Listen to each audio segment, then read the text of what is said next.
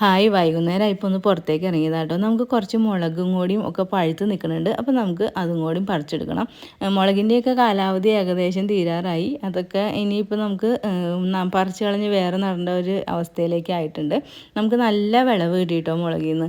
നമുക്ക് എപ്പോഴും ഇഷ്ടം പോലെ മുളകുണ്ടായിരുന്നു. ഞാനിപ്പോൾ ഒരു 3-4 മാസമായിട്ട് മുളക് പൈസ കൊടുത്ത് വാങ്ങാറേ ഇല്ല.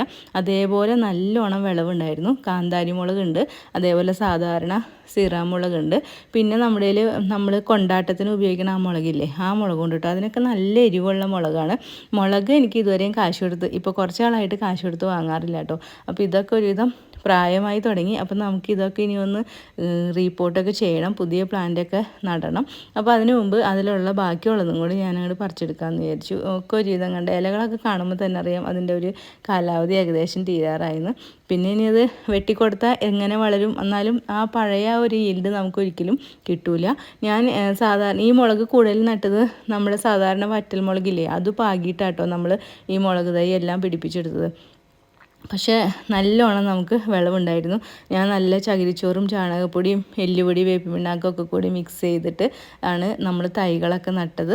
ഞാൻ തന്നെ അരി പാകി മുളപ്പിച്ച തൈകളാട്ടോ. അങ്ങനെ അത് നട്ടിട്ട് പിന്നെ അതിലേക്ക് ഞാൻ ഇടയ്ക്കിടയ്ക്ക് നമ്മുടെ കപ്പലണ്ടി പിണ്ണാക്കില്ലേ, അത് നമ്മൾ ശർക്കരയും കൂടിയും ചേർത്ത് നല്ലോണം പൊളിപ്പിച്ചിട്ട് അത് അതിൻ്റെ തെളി എടുത്തിട്ട് നമ്മൾ ഇടയ്ക്കിടയ്ക്ക് ഇതിന് ഒഴിച്ചു കൊടുക്കും. പിന്നെ രാസവളങ്ങൾ അധികം ചേർക്കാറില്ല, വല്ലപ്പോഴും ഇച്ചിരി എങ്ങാനും മാത്രമേ ഇടാറുള്ളൂ. പക്ഷേ കണ്ട നല്ല നീളമുള്ള നല്ല മുളകുകളാട്ടോ നമുക്ക് എല്ലാം കിട്ടിയത്.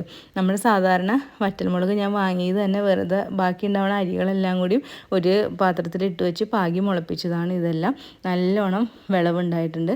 പിന്നെ മുളകിലധികം കീടങ്ങളൊന്നും നമ്മളെ ഇതുവരെ ആക്രമിച്ചിട്ടൊന്നും ഉണ്ടായിരുന്നില്ല. കീടങ്ങളുടെ ശല്യം ഉണ്ടായില്ലായിരുന്നു. അതുകൊണ്ട് തന്നെ എനിക്ക് വേറെ ജൈവ കീടനാശിനികളൊന്നും അടിച്ചു കൊടുക്കേണ്ട ആവശ്യം വന്നില്ല. കാന്താരി മുളകാണെങ്കിലും ഒരുവിധം ഒരു കടയൊക്കെ ചീത്തയായി തുടങ്ങി, അതൊക്കെ എടുത്ത് കളഞ്ഞു. ദേ കണ്ടോ, നല്ലോണം വിളവ് ഇട്ടിട്ടുണ്ട്. അപ്പോൾ ഇത്രേ ഉള്ളൂ. Okay, bye, thank U.